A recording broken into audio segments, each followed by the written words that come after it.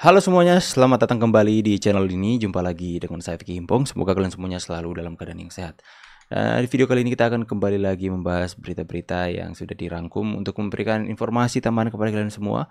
Semoga ini bisa mengedukasi dan tanpa perlu banyak basa-basi lagi, kita akan segera bahas videonya satu persatu, teman-teman. Let's do this, let's go. Pulang ke Solo, tanggal 20 nanti pulang ke Solo. Ya, terima kasih Bapak. Saya ingin pamit karena sebulan lagi saya sudah tidak menjabat sebagai presiden. Ya. Sedih hati kita, teman-teman ya. Rasa kehilangan itu besar sekali, teman-teman. Pamit saja, saya kan 1,5 bulan lagi sudah nggak menjabat sebagai presiden. Pamit pada masyarakat, mohon maaf kalau ada polisi-polisi yang kurang berkenan. Saya juga ingin memohon maaf. Sedih, teman-teman ya. Kenapa di akhir jabatan Jokowi diserang habis-habisan, bahkan terkesan sangat masif di sosial media, TV lokal, majalah mainstream, pengamat politik, grup anak abah sangat menginginkan pemakzulan Jokowi.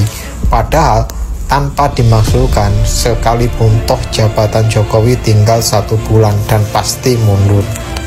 Itu karena jika Jokowi berhasil dimakzulkan, maka secara hukum kebijakan Jokowi selama menjabat dapat dibatalkan. Tujuan utama adalah kebijakan hilirisasi sumber daya alam, terutama nikel, adalah kesempatan terakhir bagi anti Jokowi yang ditunggangi kepentingan asing setelah gagal mengusung Anies menjadi presiden. Untuk menggagalkan hilirisasi, jadi mulai sekarang mau digagalkan, teman-teman. Hati-hati. Komika, capres, pengamat politik, majalah, serta TV yang terang-terangan menyerang Jokowi, fix mereka tidak dapat dipercaya karena ditunggangi kepentingan asing yang anti NKRI, yang nggak mau Indonesia maju. Mereka budak-budak asing. Ya, itu alasan mereka kenapa masif sekali ingin menjatuhkan Pak Jokowi, karena asing itu benar-benar nggak mau ada penerus Jokowi karena program hilirisasi ini, teman-teman. Mahfud MD committed crazy. Ada orang janji mau gila gara-gara Jokowi, dia ingin jadi gila biar lawan Pak Jokowi yang katanya gila. Saya menerima kekalahan ini. Secara hukum saya sudah oke. Tapi sekarang sebagai warga negara saya melihat seperti ini nih, mainnya rusak bener nih. Alexander Marwata bilang bahwa Kaisang itu harusnya dipanggil, tapi dibantah oleh seorang jubir. Nggak bisa katanya. Masa jubir bantah atasannya? Ini kan berarti sudah ada kendali dari luar. Orang kayak gini harus dilawan kayak gini juga. Nggak bisa orang gila kamu lawannya dengan cara waras. Orang gila lawan dengan gila juga. Itulah tempo saya naikkan. Saya katakan begini. Malaikat pun kalau masuk ke dalam sistem kita jadi iblis. Memang luar biasa. Jokowi ini apa ya? Fenomenal gitu. Saudara bayangkan reputasi seorang Mahfud MD selama 10 tahun runtuh gara-gara Jokowi. Gara-gara dia marah di Pilpres kalah.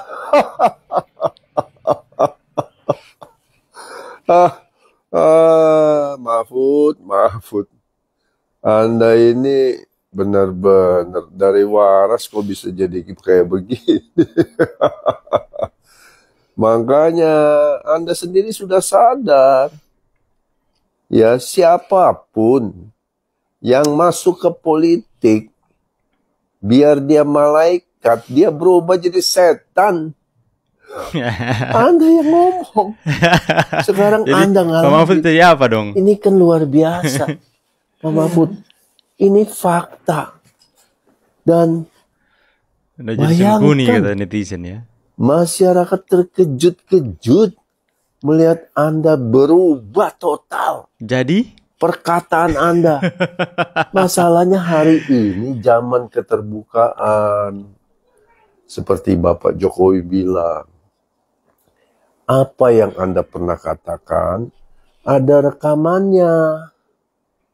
Jadi, ketika Anda mengatakan, Anda mendukung, Anda melakukan hal-hal semacam apa yang Anda janjikan, tapi ketika Anda tidak lakukan, maka yang menghakimi Anda bukan manusia lain, yaitu perkataan Anda sendiri. Sama dengan semua elit PDIP. Sama dengan Megawati, dengan PDIP-nya. Dan banyak tokoh-tokoh lagi yang sembarangan berkata dan tidak konsisten. Bedanya kan cuma satu. Kalian semua pembenci Jokowi dengan Bapak Jokowinya. Satu apa? Kalau Bapak Jokowi itu konsisten. Konsisten bekerja untuk rakyat. Setuju, Pak. Apa yang Bapak katakan? Setuju. Ya, kenapa? Jadi saya lagi baca-baca review. Terus saya tuh kepikiran, Nono. Ternyata film itu magic sekali, Pak. Baca-baca review apa? Review saya tuh lihat review orang-orang di postingan Ari Kriting soal film tersebut. Reviewnya negatif semua, teman-teman. Kenapa? Reviewnya lagi darurat kok nonton, lagi darurat ngapain nonton? Coba kita buktikan. Di postingan ini kita lihat komentar netizen. Review apa? Coba. Kenapa saya bilang keajaiban? Keajaiban. Karena Sudahlah, kok tipu-tipu, Ari. Coba kita lihat tim yang nggak nonton. Nah, baru pertama kali aja udah tim yang nggak nonton dan dibalas 50 kali ya. Bang, ingat Indonesia Timur maju semenjak Pak Jokowi, janganlah lupa, Bang. Nah, yang penuhi bioskop cuma anak abah, itu pun karena nonton gratis. Salam sehat dari Papua. Dari Papua pun, teman-teman ya. Lucuan mana peringatan darurat sama kakak bos? Bang Ari bikin film tentang Pak Jokowi majukan Indonesia Timur. Nah, gak bisa nonton Indonesia Darurat. Mana? Review magic apa? Tipu-tipu kok Ari. Ini contoh orang suka putar balikan fakta ini. Orang kalau seperti ini, pandangannya kepada orang benar, orang baik akan jadi orang buruk. Hari ini. I love you all. Matur nuwun sangat. Baru era Bapak Jokowi seharu ini para menteri pamit anggota DPR kepada anggota DPR ya. Saatnya kini kita untuk berpisah. Semoga silaturahim tetap dapat kita jaga. Sekali lagi terima kasih Bapak atas semuanya.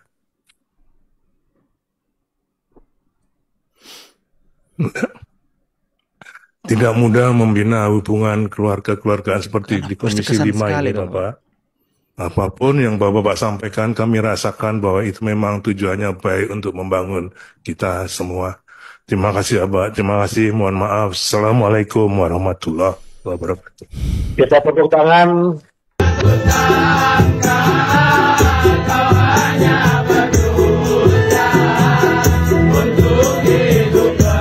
Teman-teman, 1 juta penonton Kakak Bos Bang Ari akan live dari TikTok streaming dari rumah mertua. Oleh karena itu jangan lupa 29 Agustus. Mereka ini yang turun demo kemarin. Dia live sama siapa? Live TikTok dari rumah mertua. Tepat dari dapur. 1 juta penonton. 1 juta penonton. Ari mau live TikTok dalam Gunung Merapi pun nggak bakalan tembus 1 juta. Minta tolong sama anak abah aja. Penonton Kakak Bos itu targetnya. Kalau Bang Abdul 3 juta penonton, Bang Abdul nikah ketiga. Di rumah mertua. Dari rumah mertua. Dan teman-teman mertuanya. Ya, bisa jadi. Terserah dia sih. Intinya terserah. Jangan situ-situ. Oke, sudahlah teman-teman ya. Malu sendiri kan. Akhirnya nggak capai kan teman-teman ya. Nggak capai 1 juta.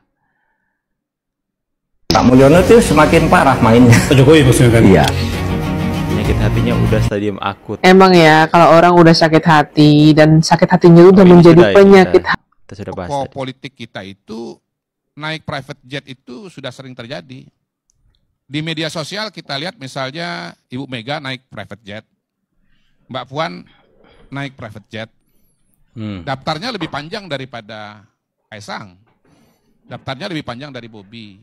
Mas Anies juga naik private jet. Pak Mahfud Pak Mahfud naik juga private jet. Ustadz Abdul Somad naik juga private jet. Gitu.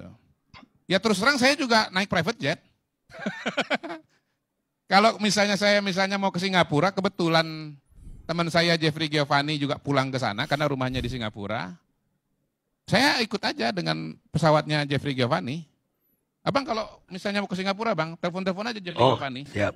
Dia sekarang tiap 2 minggu tuh bolak-balik. 2 minggu di Jakarta, 2 minggu di Singapura. Gitu. Nah kalau pesawat dia kosong, ayo bro dia bilang gitu. Naik private jet itu, ya kalau isinya misalnya kapasitasnya 6, yang naik 2 dengan naik 6 itu ya biayanya sama aja. Beda dengan naik komersil, bayar tiket 2 dengan bayar tiket 6 itu beda Bang. Gitu. Jadi pada hari ini ternyata kemudian masyarakat melihat bahwa naik private jet itu dilakukan juga. Udah biasa lah. Udah biasa dilakukan oleh berbagai tokoh-tokoh yang lain gitu. Ya, jadi bahkan kalau kita bicara misalnya Ibu Mega, ya bicara Mbak Puan gitu ya. Memang juga pejabat negara gitu. Tapi apa kemudian naik private jet itu gratifikasi? Belum tentu gitu. Pak Mahfud sudah menjelaskan bahwa beliau naik private jet, ya kebetulan Pak JK punya pesawat, tujuannya kemana tuh yang dijelaskan? Ke Makassar ya. Itu tujuannya sama dengan Pak JK, ya sudah jalan aja bersama-sama gitu. Jadi menurut saya per hari ini juga muncul konteks-konteks yang membuat orang itu menjadi lebih proporsional lah. Soal makanan misalnya, ya harga makanan di Amerika jangan dibandingkan dengan di Jakarta, di Indonesia. Bahkan nggak usah jauh-jauh. Makanan di Jakarta ini dibandingkan dengan makanan di kampung saya di Palangkaraya sana, itu harganya jauh sekali Bang bedanya. Di Palangkaraya itu 1.000, 2.000 masih bisa makan kue, kalau di Jakarta udah nggak bisa gitu. Jadi konteks itu sangat-sangat penting dan menentukan. Tapi tadi soal naik ke private jet itu biasa. Ya. Tapi orang-orang yang disebut tadi itu udah mantan presiden, kayak Ibu Mega, atau mantan Menko Polhukam. Sementara Kaisang pada saat bapaknya masih jadi presiden. Beda. Masih saja ribut teman-teman ya.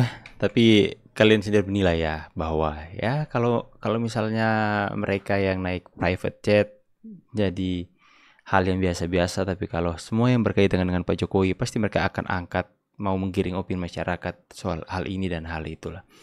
Oke teman-teman semua ya, jadi ya biarlah masyarakat yang menilai, biarkan mereka keluar-keluar sampai urat leher mereka putus. Tapi kita harus selalu tetap teguh terus untuk bersama Pak Jokowi sampai akhir masa jabatannya. Kawal terus dan viralkan hashtag terima kasih Jokowi. Saya pamit dulu, see you on the next video and God bless you.